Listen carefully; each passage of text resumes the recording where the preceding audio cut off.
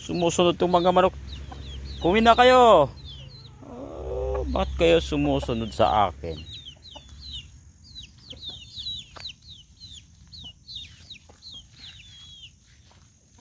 Kuha ako ng madre cacao.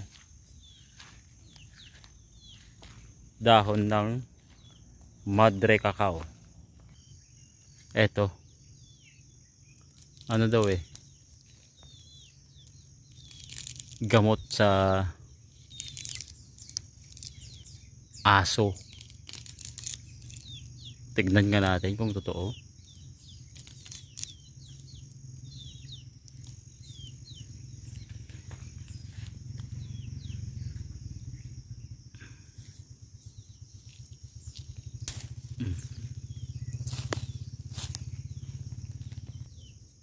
Ito lang ang nakuha ko. Tignan natin kung working or not. DIY na pagtanggal ng kuto ng aso. Timel.